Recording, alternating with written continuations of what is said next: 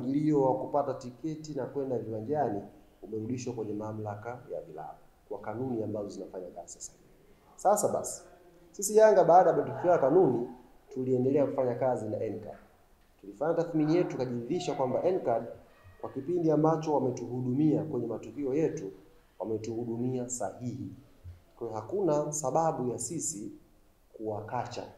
Kwa hiyo tukawaandikia NCAD tukaendelea kufanya nao kazi. Kwa hiyo hata mechi hii tiketi zake ziko chini ya Yanga kwa kupitia NCAD. Sasa NCAD hawezi kuweka tiketi kwenye mfumo kama Yanga hatujasema tiketi na mfumo. Hawezi kutangaza vituo vya kuuzia tiketi kama Yanga hatujasema vituo ni hivi. Hiyo ni kwa mujibu wa kanuni. Sio kwa mujibu wangu mimi au nini, ni kwa mujibu wa kanuni. Kwa hiyo asitokee mtu akaaminisha watu kwamba kuna namna nyingine ya kuingia uwanjani bila timu mwenyeji kusema. Kwa sababu sisi ndio tuna venda wetu. Mamlaka yarudishwa kwetu kikanuni. Kwa hiyo sisi tunaamua sasa. Bwana wewe tuuzia tiketi, bei zitakuwa hizi na vituo ni hivi elekezi.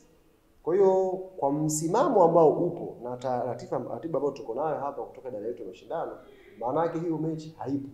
Kama haipo maana yake hakuna mahala tiketi za Kariakoo Derby zitauzwa.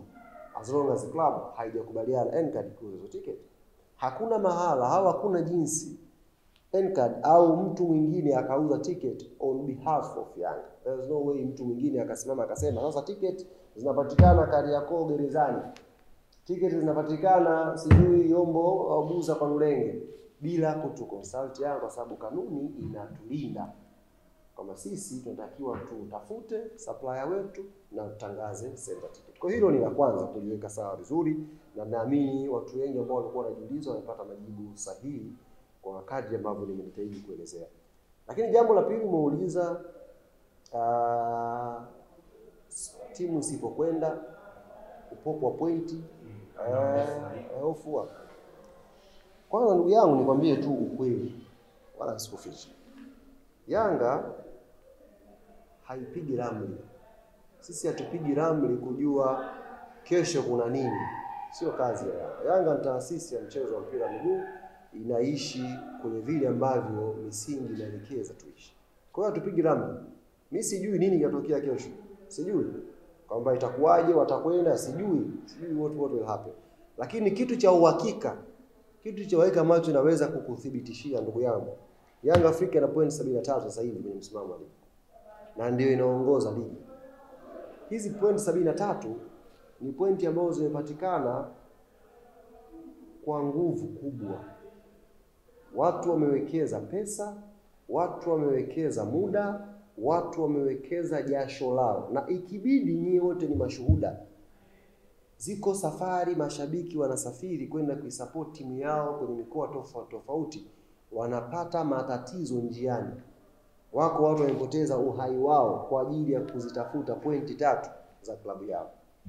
Kwa hiyo hizi pointi 73 Yanga walizipata, msifikiri ni kwamba imetokea tu out from nowhere na mtu anaweza kuamua tu kama mtu anaweza kuchukua. Ulioshapita barabarani ukakuta jiwe ukalichukua ukalirusha na ukaendelea na shughuli zako. Sio hivyo. Yaani uwezo kuto pointi za Yanga zimekaa hapo ukachukua wewe ukaziondosha. Hapana. Lazima misingi, taratibu, miongozo yote ipitiwe. Thamani ya pointi moja ambayo Yanga yuko nayo, sio nyie pointi 3 sijui 15. Thamani ya pointi moja ya Yanga kwenye msimamo wa ligi, thamani yake imehusisha fedha, imehusisha muda, imehusisha jasho, imehusisha damu, imehusisha pia mpaka uhai wa watu kuzipambania hizo pointi. Thamani ya pointi moja. Mtu ameacha familia yake, amesafiri, amekwenda kutafuta matokeo. Sio jambo rahisi ukafikiri kwamba kata hapo weka hapa, kata hapo weka hapa. Hapana. Lazima sisi kama taasisi tupate clarification iliyonyooka. Sio kupunguza point hata nusu point. Una kama Yanga 73 sasa awe na 72 na nusu. Hiyo nusu inabidi uitolee maelezo ya kutosha na yazingatie miongozo ambayo tuko nayo. Kwa nini umepunguza hiyo point, nusu point ya Yanga? Kwa hilo ni kutoe mashaka. Japo mimi sijakwambia hili kwa sababu napiga ramli. Nimekwambia kwa hiyo kusema kama mna hofu mtakosa point, tunaweza kukata point, yes, kama kanuni, miongozo, taratibu inayotuongoza ikisimamia haki na sisi kaonekana kweli tumepindisha hiyo haki, tunaweza kuadhibiwa. Lakini hivi tu shehe, macho kuona panga ndugu yangu, pointi za Yanga ni pointi ngumu, asikudanganye mtu. Pointi za Yanga ni ngumu, zimetafutwa kwa ugumu na kutolewa pia, zitatolewa kwa kufuata misingi ya kanuni. Ndio watu kasema tusipige ramli, wewe kuwa na subira. Sisi hatutambui hiyo mechi kwa mujibu wa ratiba tuliyokuwa nayo. Kamati ndani ya klabu ya Yanga imeshatoa miongozo yake, viongozi wa klabu ya Yanga wameshatoa miongozo yao, na huo mjadala ulikuwa umeshafungwa. Kwa hiyo nini kinatokea mbele, Yanga tupige ramli.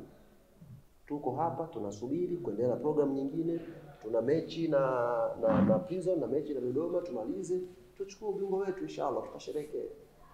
Ubingwa mnaanzaje kuchukua pasipo kucheza huo mchezo dhidi ya Simba? Mechi na mechi kamiliki kwenye ligi ili ndio muweze kupata ubingwa. Hasa kwenye utaratibu wa kukamilika tutakuwa muongozo. Kwa sababu sio kwamba hii mechi ni mpya, mechi ilikuwepo Machi 8. Ilikuwepo. Kwa nini haikukamilika pale? Ndio maswali ambayo Yanga Afrika wanauliza, na ndio maswali ambayo yanatakiwa atolewe majibu. Na kutoa majibu haya maswali ni chombo kimoja ambacho kinasimamia na kuendesha ligi yetu ambayo ni bodi ya ligi. Kwa hiyo sidhani kama kuna kona nyingi. Na nyinyi wala msifanye hili jambo likaonekana la mlongo mrefu. Mlongo wake ni mfupi tu, na ndio maana ilikuwa very clear. Hata mkisikia wanazungumza wanachama wetu, it's very clear. Hata viongozi wamesema it's very clear. Once majibu yatakapotoka, hata kama ni leo, kesho Yanga anatwanga. Yaani once majibu yatakapotoka, very clear, very open, kesho Yanga Afrika wanatwanga. Wala hakuna shida. Sisi klabu yetu shehe ni ya mcheza mpira. Sisi hatuko hapa kwa ajili ya kulima, hatuko hapa kwa ajili ya nini. Shughuli yetu ya msingi hapa ni kucheza mpira. Kwa hiyo inapotokea opportunity ya kucheza mpira, tutacheza mpira.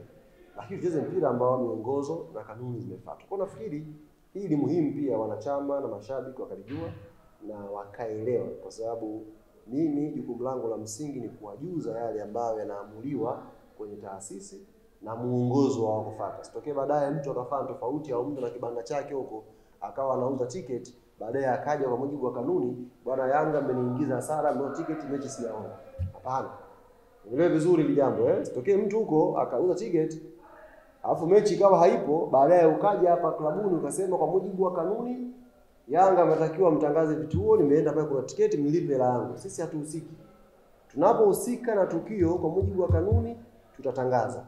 Na tukitangaza tuelekeze pia na vituo vya kufuata kununua tiketi. Kwa hiyo ni muhimu pia na mashabiki wa Yanga na wadau wa mpira wote ambao kanuni inawaelekeza kwamba Yanga ndio wanawajibika kutangaza vituo na kuuza hizo tiketi. Yanga hahusiki na hilo jambo. Kwa hivyo mchezo huo Yanga hautambui. Tumalize na kwa maelezo ambayo umeyatoa, kama bodi ya ligi itatoa majibu, kwa hiyo dabi inaweza kuwepo 100% ndugu yangu. Yaani wala isionekane ni jambo ndogo. Majibu ya hoja za msingi za klabu ya Yanga ambazo uongozi wetu, kamati tendaji na wanachama hayo maswali wanajiuliza, yakipatiwa majibu ngoma inapigwa. Asubuhi mchana kweupe. Sisi Yanga ndio maana hata wenye akili timamu, watu wenye akili timamu vizuri, watu ambao akili zao zinafanya kazi vizuri, wanatambua kwamba Yanga hawana hofu na timu yoyote. Tunaziheshimu timu zote za ligi kuu, lakini hatuna hofu na timu yoyote. Tena huyo Simba ndio mtu ambaye tumemfunga mara nyingi sisi kwenye historia yetu. Basi chana historia tu hivi karibuni tumemfunga mara nyingi. Kwa hiyo hai make sense kusikia mtu anataka kucheza na mtu ambaye anamfunga mara nyingi. Tena sisi tungekimbilia kama nataka ubingwa tu njia nyepesi, tungeukimbilia hiyo mechi kwa sababu tunajua tunashinda. Tunashinda wachukua zako ndoo. Lakini tunataka tushinde hapa sio point 3. Tunataka tushinde kwenye hoja. Tupate majibu mazuri ili sasa wadau wa mpira, mashabiki, wanachama wetu ambao sasa hivi unasikia shinikizo kwa uongozi, kamati tendaji wapate cha kuambia wanachama. Kwa bana tulipeleka timu Machi 8 mechi haikuchezwa kwa sababu hizi. Palikuwa pana tishio la usalama, ripoti ya maafisa wa usalama ni hii, jeshi la polisi ripoti yake ni hii. Palikuwa pana viashiria vya rushwa mnasema na mechi ilisimamishwa kwa sababu hiyo. Juzi nimeona kaka yangu Karim Boimanda anasema bodi ya ligi sio chombo cha uchunguzi. msikia akifanya mahojiano akisema bodi ya ligi sio chombo cha uchunguzi, lakini nimkumbushe tu kaka yangu Boimanda, of course ni kaka yangu, ni senior na ninasoma naye mpira, arudi nyuma akumbuke barua ambayo bodi ya ligi waliitoa wakati wakiahirisha. Sio maneno yangu, na uende ile barua aliandika mwenyewe kama mkuu wa idara ya habari ya bodi ya ligi. Ile barua iko very clear na ilieleza kwamba muda ambao wangetaka kufanya uchunguzi, sio chombo kingine. Unaelewa, muda ambao uchunguzi ungetaka kufanyika unaonekana hautoshi. Kwa hiyo walitaka kujipa muda ufanyike uchunguzi wa kutosha ili majibu yaje, alafu tarehe tangazwe. Manake kama kuna viashiria vya rushwa, usalama, na inabidi ufanye uchunguzi. Sasa kama ile barua ilitoka na yeye nafikiri ndo aliandika kama mkuu wa idara, leo akituambia kwamba bodi sio chombo cha uchunguzi, na kwenye barua yake hakuwa ameelekeza kwamba kuna vyombo vya uchunguzi, kwa sababu ungeelekeza kwamba kuna vyombo vinafanya uchunguzi, leo hii wa Tanzania wadau wa mpira wangeenda kutuuliza hivyo vyombo. Si ndio bwana? Kama mechi hii imeahirishwa kwa sababu tumeiachia chombo fulani kifanya uchunguzi, bila shaka yoyote leo hii wadau wa mpira wasingekuwa wanakwenda kwa bodi ya ligi kuuliza. Wangeenda kwenye chombo husika, bwana chombo fulani, okay, let's assume ni masuala ya rushwa, TAKUKURU, wangeenda kuuliza. Ni waandishi mngeenda pale, bwana TAKUKURU, hii mechi mliahirisha mashindano kwa sababu ya rushwa, ripoti imefikia wapi? Ndio chombo pekee chenye mamlaka. Lakini nakumbuka mimi kama kumbukumbu iko sawa, TAKUKURU wilaya nafikiri mkoa walisema kwamba hawakupokea taarifa yoyote ya rushwa. Kwa hiyo maana kama vyombo hivi havikusema, bodi ya ligi wanajua.